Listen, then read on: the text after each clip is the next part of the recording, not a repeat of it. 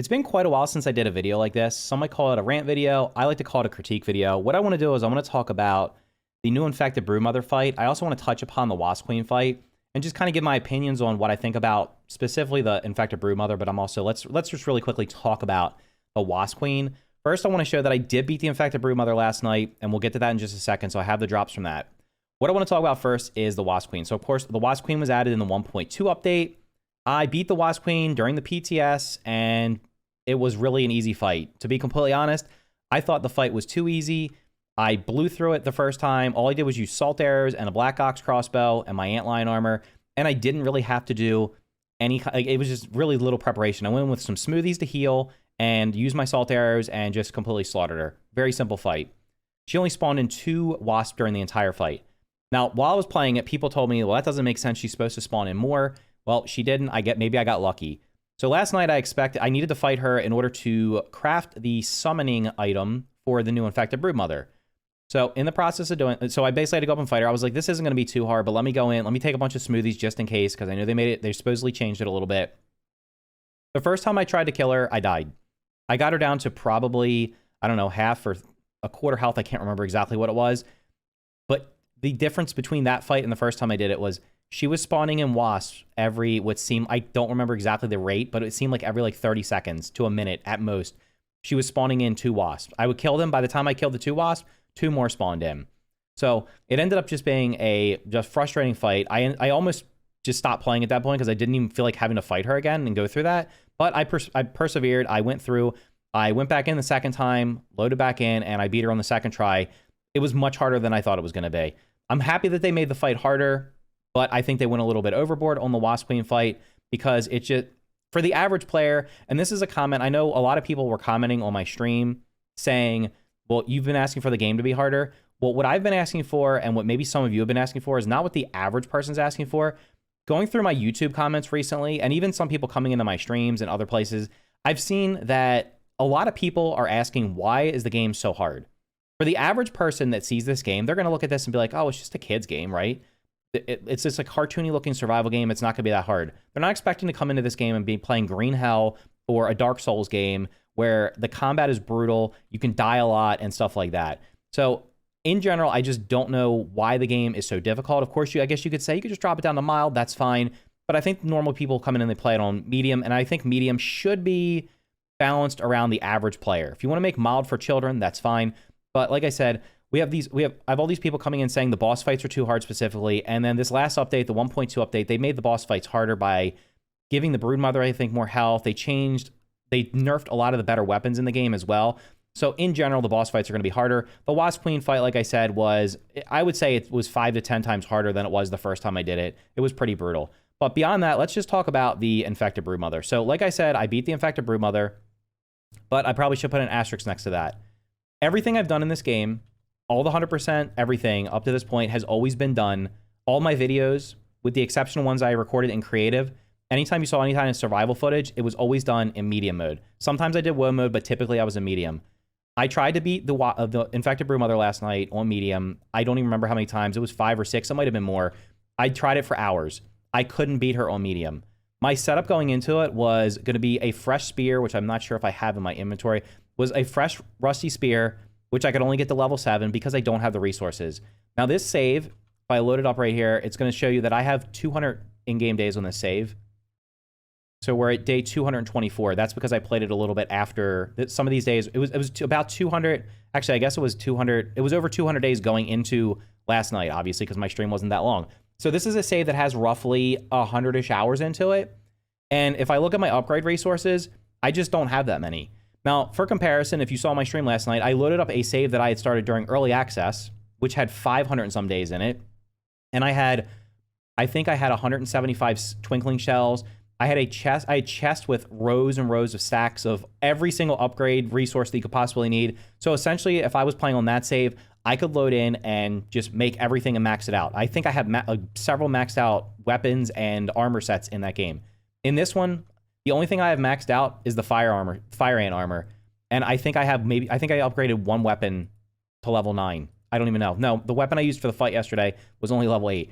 So I think I have one weapon at level 9, like the tick sword. So the point being here is, on a 100% complete save, that had 200 in-game days with someone who has over 1,000 hours in the game. And I'm going to say right now, I am not the best player at this game. I've never said that I was the best player at the game.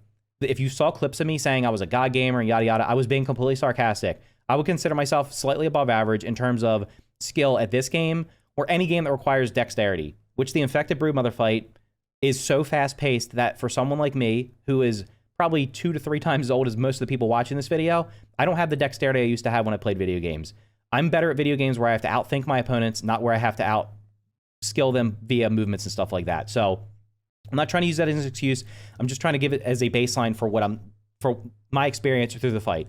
So had I been able to go into the fight with, I think, all level 9 gear, I think I could have got through it on medium. It would have taken me a while. I have every mutation unlocked, everything like that. I had to drop it down to mild, and when I dropped it down to mild, it was honestly a cakewalk. Like, I almost face tanked her. It was super easy. So also, I saw a lot of comments saying I wasn't perfect blocking. The strategy I was using was to use the shield solidifier with the fire ant shield, because with this, it increases your block meter to like 450, which means you can just sit there and block combo after combo after combo and not have to worry about perfect blocking. During the first phase, I could perfect block some of her attacks, but once it got to the second phase, there was no way. And third phase was even faster. I didn't even make it to that on medium. It just wasn't going to happen. Like, I'm not fast enough to perfect block. Me personally, I'm not fast enough to perfect block all those attacks, even though I know when most of them are coming. So that was my strategy. That's why I wasn't sitting there trying to perfect block most of the time. I could just hold up my shield. I wouldn't take any damage. The issue with the fight, which I want to talk about briefly, but most of this video is going to be talking about why the boss was added and kind of like what you get from it and how I feel it's just completely not worth it. The fight in general is super difficult. It has 3 phases. You can go watch my stream if you want to see me struggle through it. I don't want to spoil it because people have already been complaining that I've been spoiling stuff by showing pictures of it or even talking about it, but whatever. I'm not going to show any of the footage from the fight. The stream's up. You can go watch it if you want to watch it. I think somebody said it. You can just go there. Most of the stream yesterday was me fighting it, so I was dying over and over again. Then I finally dropped it to mild and beat it. My issues with the fight specifically, I don't have a problem with a hard fight, but I feel like the fight should be more fair. The fight has really, in my opinion, cheesy mechanics where the first phase is a joke. You can just, like, she does almost no damage to you and you can just kill her. It's almost like a tease. I guess that's like part of the battle. She comes back in phase 2, and in phase 2, she is much faster. She does a attack. She drops bombs. She drops the explosive things that the infected drop from the they've dropped from the ceiling. She drops a giant egg that heals her. All the explosions heal her. She jumps back and forth across the entire arena through a mist that she creates. And the ideal strategy is basically to stay as close to her as possible and keep damaging her. I couldn't do that because my weapon was not doing enough damage I wasn't doing enough damage to outpace her healing. So as I was damaging her, she would just heal. And then I would go damage her more, then she would heal back up. So I just could not get the DPS out. If I would have had the right weapon at level 9 with the right upgrade, which would be fresh, I would have been dealing significantly more damage, and I think I would have been able to push through it. It would have probably taken a couple more tries, but I would have eventually pushed through it. Also, I didn't have a lot of smoothies. So on this save, I think I have 34 smoothies left here. I went into the fight with 35 smoothies because that's all I could make. I made all of the smoothies I could make because I don't have chest full of resources. I've seen other people saying, oh, well, such and such beat it on medium or woe mode. And then they said that they had like 100 or 200 beefy smoothies. And I couldn't even make most of the smoothies I needed because I don't have the resources to make them. Now, so is that on me? I guess maybe. But I'm not going to sit here and spend another 10 or 20 hours farming resources to fight a boss that is completely optional, that I don't honestly care about, that gives me rewards, which I'm going to talk about in a second, that I don't care about either. So that was kind of my experience with the fight. I think you guys should try it out for yourselves. Let me know if you're going to. I would imagine, based off of some of this data I've seen, which I'm going to talk about at the end of the video, that the far majority will probably never fight this thing because most people aren't even finishing the game, let alone doing all the bosses. So with that out of the way, I want to talk about more about, even if you say that it's a skill issue, I'm fine with that, okay? If you think the fight's fair, that's fine. To each their own. What I want to talk about is what's completely not fair is the resources that are dropped from it and what you can use to make them. So real quick, the 3 things that she can drop every time are going to be the infected chunk, the infected fang, and infected venom. She also can drop an infected broodmother trinket that has a 1% drop rate. So you'll probably be fighting her quite a few times if you're going to try to get that. These drop every time in varying amounts, and I'll talk about those in just a second. In addition to that, you can craft. She's going to let you craft a couple of things. So she's going to let you craft a weapon, a new weapon, which is an explosive weapon down here somewhere. I got to find it. The Blaster of the Moldy Matriarch. This is going to give you... It does a lot of explosive damage, apparently. It does a lot of damage here. You'll notice that after fighting her, I didn't have enough to make the weapon at all. I'm not even close to making the weapon, except for the fungal growth that I have. She also allows you to make a new armor set.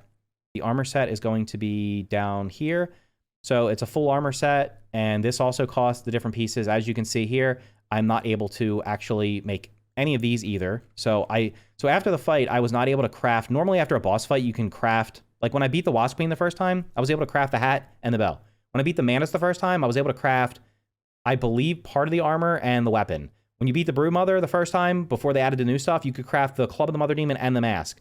So now they've added these new pieces, and I didn't get enough to craft anything, which I was kind of disappointed in that, because I would at least like to be able to craft one thing, but I couldn't craft any of them.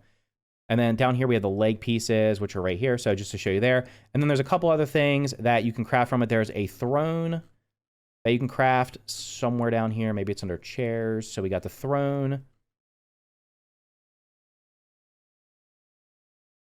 We got the Infected Broodmother throne, which takes Infected Broodmother parts plus regular Broodmother parts. We got the Infected Broodmother brazier, which is a light you can put down, also costs it. So as you can see, I can't make any of these.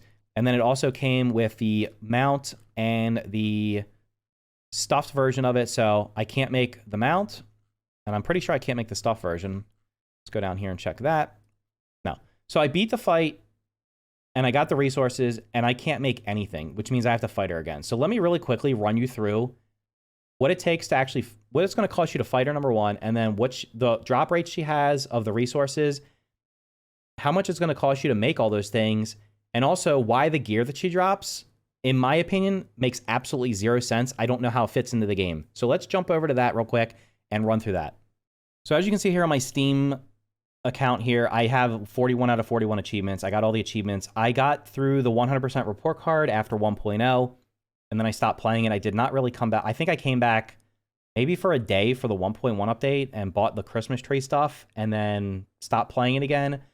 And then I basically came back for this 1.2 update to fight the Wasp Queen. Wasn't expecting the Broodmother, Infected Broodmother, so I did everything. What I'm going to do real quick is we're going to talk about this actual fight. Now, I brought up my trusty dusty notepad here. So we're going to talk about what you have to do to be able to fight the Infected Broodmother. You need to get the Moldy Hoagie recipe. I did a YouTube short for that. If you didn't see that, you can find it in Moldork's Castle. There's a YouTube short that shows you exactly where it is. To be able to craft the Moldy Hoagie, you need 3 toenails, which you can dupe for 900 raw science if you don't have them. Toenails are not going to be the showstopper here, because if you're farming them, you should have a decent amount of them, even though there's not a tremendous amount of them around the map. You're going to need 1 Mantis head, which means you're going to have to kill the Mantis. You're going to need 1 Wasp Queen head, which means you're going to have to kill the Wasp Queen. And you're going to need 2 Broodmother fangs, which means you're going to have to kill the Broodmother. The Mantis, I believe, always drops a head. The Wasp Queen, I believe, always drops a head. And the Broodmother always drops, I think, 2 or 3 fangs. Now, if you want to dupe these parts, you can see the raw science costs here. But essentially, just to be able to fight the Infected Broodmother, you're going to have to kill 3 other bosses every time to kill her, or you're going to have duped the parts. Now, if you're someone who has, like, on my save where I had 590 days or whatever, I probably had, I don't remember, I didn't fight some of these bosses on that save because I stopped playing on it, but I would have had several Broodmother fangs. So if you have a 500-day save or a 1,000-day save, you might have beat these bosses many times, and this isn't a big deal for you. If you haven't done that, and you haven't fought them, or you may have only fought them once, now every time you want to fight the Infected Broodmother, you're going to have to fight them. Fight these 3 bosses. And it's not only that, you're going to have to fight her more than one time, because as you can see here, we have the drop rates. So as I mentioned, she can drop the Infected Chunk, Infected Fang, Infected Venom. The Infected Chunk drops 2 to 5, the Fangs drop 1 to 4, the Venoms drop 1 to 2. These can be duped for 5,000 raw science each, if you would like to dupe them and not have to keep fighting her. She also drops the Infected Broodmother Trinket, which has a 1% drop rate, and that costs 10,000 raw science to dupe. I have no issue with one-of-a-kind items having a 10,000 raw science cost to dupe, because that seems fair for a one-of-a-kind item. Although the trinkets maybe should cost less, because you can actually get more than one of them by fighting. So these are more for the multiplayer for the badges, but whatever. I don't care about that. So before we get down to the cost of actually crafting anything, let's talk about enemy strengths and weaknesses. So I went back and I double-checked, because I was pretty sure that explosives are just not that good in the game in terms of damage against enemies. So when I went and looked, I found that 0 mobs in the game, no enemies, 0, are weak to explosive damage. All bosses are resistant to explosive damage. The Broodmother, the Mant, Schmector, the Wasp Queen, the Mantis, the Assistant Manager, and I believe, but I'm not 100% sure, but I'm almost positive that, actually, the Infected Broodmother's not going to be resistant to it. Explosions heal her. So the gear that you're going to get is not useful for any of the bosses that are in the game. Black Widows, all infected bugs, and wasps are resistant to explosive. So essentially, this super endgame, last boss of the game gear that you're going to be getting is going to be giving you bonuses for explosive damage. The weapon does explosive damage. The armor gives you buffs to explosive damage. That is useful against none of the enemies that you would probably need it for. Black Widow, Infected Wolf Spider, any of the infected enemies. The infected Ladybug's also resistant to it. I forgot to mention that. She's a little mini boss. I guess the Termite King is not technically a boss, but termites are not resistant to it, but they're not weak to it. But essentially, this is not giving you a bonus here. If this armor set gave you something that dealt extra damage to all the other bosses to make them easier to farm, or something like that, I think that would be more useful. So the explosion thing to me was a complete miss. And when you see how long it's going to take you to farm all these things, I think the average person is just going to say, what is the point? Because honestly, at this point, once you beat her, unless you're just playing the game because you don't have anything else to play or you just want to keep playing the same game, the average person's going to beat her like I did. I beat her. I don't even consider myself average because I have 1,300 hours in the game between Steam and the Game Pass version. I beat her and I'm done. I don't want to play it anymore because I don't have anything to do with her gear. I'm not going to farm her a bunch of times, as we're going to see, to just get gear that I don't care about because I have nothing to do with it because I already beat the whole game. So you can, as you can see, you can craft. I've already talked about these briefly.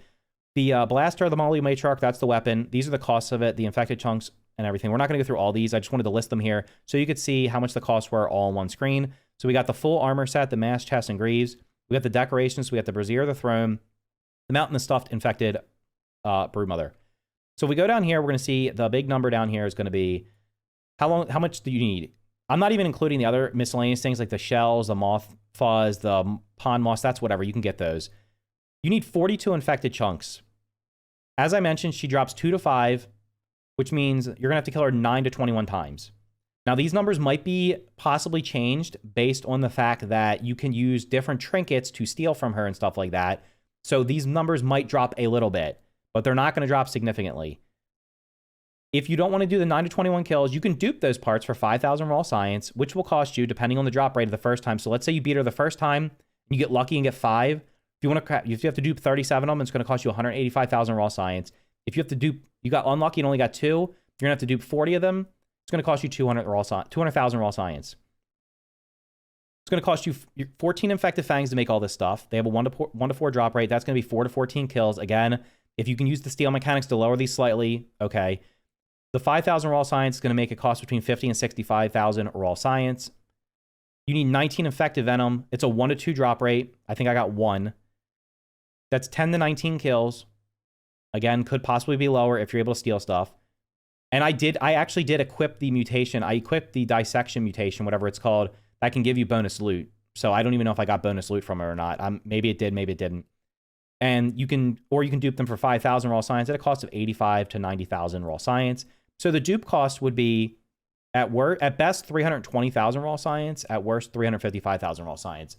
Well, my 594-day save, where I bought everything up to that point in the game. Now, I didn't buy all the new stuff because I stopped playing it. At that point, I had stocked up 87,000 or 86,900 raw science. That was because as I was playing that game in early access, I was doing all the daily quests as much as possible. Many times the raw science respawned when they did like a big update. So I got duplicated raw science, basically kept it respawning in the world, and I was able to go back and get it. And I only had 87,000. So the average person is not going to be able to dupe these things. So essentially what this fight turns into, if you want to get everything, if you are motivated to get everything, it's going to take you dozens and dozens of hours to be able to do this, because you're either going to have to farm the raw science, which is, it's not possible. The most raw science you're going to get in a day, if you've already done everything, is probably 1 to 2,000 maybe. I don't know what the maximum is you can get for a daily quest, but let's say it's 1 to 2,000. It's going to take you 300 days, just 150 to 300 in-game days doing all those quests just to be able to get the raw science you need for it. If you want to fight her, it's going to take at a minimum 10 fights. Maybe you get lucky and get the steals. It's a little bit less. Let's say it's 5 or 6 fights. You still have to fight these other 3 bosses every time if you don't have the parts for them, or you have to dupe those parts just to be able to fight her. And then that turns into the luck game here. If you get unlucky and get the lowest possible drop rate, it's going to be on the high end here. So in general, this boss fight, while challenging, I feel like it probably could use some balancing. I don't want them to nerf it, honestly. I want them to balance it better. I don't think the fight is fair. I think the healing mechanic is just a really, I want to say, lazy and cheesy design decision. And like many things in the game, it's not balanced. But worst of all is even if you get through the fight, if you're good enough to get through the fight, the rewards for it are just absolute dog shit. To fight that boss and only get enough to craft none of the new stuff, so I can't even craft any of the new stuff, and then to go through and look at the numbers, people last night were telling me it was at least 6 kills to be able to craft some of, I thought it was everything. No, it's going to be far more than that. At a bare minimum, I'm probably going to have to do, if I get lucky with steals, maybe 8 fights, maybe 9, I don't know. Or I'm going to have to sit there and farm raw science. I don't want to do that, especially not when the gear that I'm going to get from it, I'm never going to use it because I did everything in the game.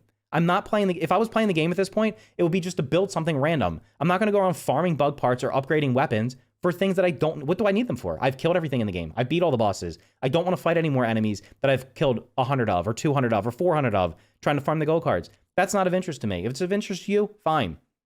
But I wanted to end this on something that I feel like they've spent time designing these, specifically the Wasp Queen and the Infected Broodmother. Now, perhaps these were supposed to be in the 1.0 release and they didn't make the cut because the game had to be pushed out last year, which is I still have never come up with a reason or been told a reason why it had to be released last year. If the game were released today with these updates in it, I think more people would have played through the whole thing and they would have been happy with it, and I would have been much happier with it. There's other things they could do, like tying the bosses into the story. I'm not going to get into that. I went on a whole tangent on that last night, but the average person's not playing through this game. So if we go and look through the achievements real quick, we're going to see some like interesting stats, and we're going to look at it both on Xbox, on Steam and Game Pass. On Steam, most of the people bought the game. There have been some free weekends, but only 43% of the people on Steam have saved Burgle. That's something you do within the first 15 to 20 minutes of the game. It's day 1, maybe day 2 at worst. If you literally just follow the little quests that come up, the little exclamation points, you're going to save Burgle. Only 21.4% of the people on Steam have completed the Hedge Lab. That's the first lab. Only 16.9% have completed the Pond Lab. That's the second recommended lab. Scrolling down a little further, the Black Ant Lab is right here. Only 11.5% of the people have completed the Black Ant Lab. We go down here and look at some of the bosses. Only 3.7% have killed Director Smector. Only 3.7% have killed the Mantis. I guess only 7.1% have killed the Broodmother. We go down here and look at these are the ones that are most telling. Only 2.7% of people have finished the game. That's not even getting the good ending. That's just finishing the game. Only 0.3% have a 100%. I expect that number to be low. Down here, 0.2% have killed the Wasp Queen. Now, she's only been out for a little while, so that number will probably come up a little bit. Currently, 0% have killed the Infected Broodmother. Now, I killed her, but I guess this number is below 0.1%, so it's not even showing up on here. So what this is showing is that this new content is going to appeal to very few of you. Most of you watching this probably won't even get to it. The Xbox numbers are even worse. So as you can see, I have much more time played on Xbox. I think I have 280-something hours on Steam. If we go back here, I have 288 hours on Steam. Xbox, I have the 45 days. Now, a lot of this is from making videos, so it's not all 100% playtime, but I have over like 1,300 hours. On Steam, on Xbox, this is Xbox stats, or if you've played it on PC via Game Pass or Windows, you're going to see, where's the Burgle one? The Burgle one is Burgle Flipper. Only 21.86% of people that have played this game via Game Pass on Xbox or PC Windows. Most of these people probably played it via Game Pass. Only 21.86%, 1 out of 5 players, a little over 1 out of 5 players, save Burgle. That's a day 1 quest. 8.48% completed the Hedge Lab. 4.36% completed the Black Ant Lab. The numbers get worse as we go down here to the story. You can see here, I didn't even finish my save on here because I finished it on the other one. I'll maybe do it at some point in the future. 0.99% of gamers have beat the game that have played it on Xbox, Game Pass, or Windows PC. Less than 1%. 0.12% have killed the Wasp Queen, and 0.02% have killed the Infected Broodmother. So all this basically says is this content was added where I guess the couple dozen of you that are interested in this kind of content, I don't understand why they made it. It's super hard. You're going to have to spend a lot of time grinding resources. And when people say, I don't want to grind, that's absolute bullshit. The amount of hours I have in here. And if I showed my other save on stream last night where I sat there and I just farmed resources all day, every day in between updates. And then when I started over 1.0, I realized, holy shit, the amount of resources a new player is going to have to get, this is like, it's a completely different game. The game feels like it is balanced. Everything in the game feels like it is balanced around someone who has hundreds of hours or hundreds of days into a save. But if you go back and start fresh right now and try to play through the game and get to the point where you can level up your gear to fight some of these bosses, specifically the new Infected Broodmother, I can't imagine almost any of you are actually going to do that. Only the diehard, absolute hardcore players will do that. I started a fresh save like 2 weeks ago because you guys voted you wanted me to do it. I beat the game in 40 in-game days and I stopped playing it. All I did was the story. I skipped all the optional stuff because honestly, after I got halfway through the game, I was like, I don't want to do this again. I'm not going to sit here and spend dozens of hours farming resources to upgrade my gear to do these bosses that don't have anything to do with the game. So I just beat the game. The average person, if someone picks this game up right now, there's almost a 0% chance that they're going to fight these new bosses. So while this is cool new content that they added to the game, very few people are going to experience it. Even those that do are going to have to struggle through doing it multiple times to be able to craft lackluster gear. Maybe the gear does tons of damage, but why the hell would you add gear that buffs explosive damage when, like I showed, nothing is weak to explosive, and all the bosses and most of the tanky enemies are resistant to it. So overall, the content came, I don't know. If they add more bosses in the future, will I do them? I have no idea. The reason I didn't spend any of the resources I got from that fight right there to make, even if I could have made anything, was because I don't want to have to do what I had to do last night. I had to fight the Wasp Queen again because I wasted the Wasp Queen parts the other day making gear. So I had to go kill her again to be able to fight the next boss. So if they had another boss after this, which maybe they will, maybe they won't, I don't want to have to go fight the bosses again just to be able to fight her. So anyway, that's the end of my little critique here. If you want to call it a rant, call it whatever. Let me know in the comments down below if you agree or disagree with me. I'm sure many of you are going to agree. I'm sure many of you are going to disagree. It was kind of like split in the middle in terms of what people were saying. A lot of people agree with me on the stream last night saying, as they were watching the fight, it seemed like most of the people as I was glancing over were just like, what they were saying, they didn't want to do it. Like, they're not going to put themselves through it. You could drop it to mild and just slaughter it because honestly, putting on mild decreased the difficulty what felt like 90%. Like, I beat it on the first try and took almost no damage. It was mind-blowingly easy. So mild was way too easy. To me, the medium difficulty should have probably been the WoW mode. And then there should be somewhere in the middle for the actual medium difficulty for a normal player. But anyway, those are my thoughts on the Infected Broodmother, the new stuff that they added to the game. And if you found this video interesting, informative, make sure you hit the like button. And here's another video you might want to watch as well.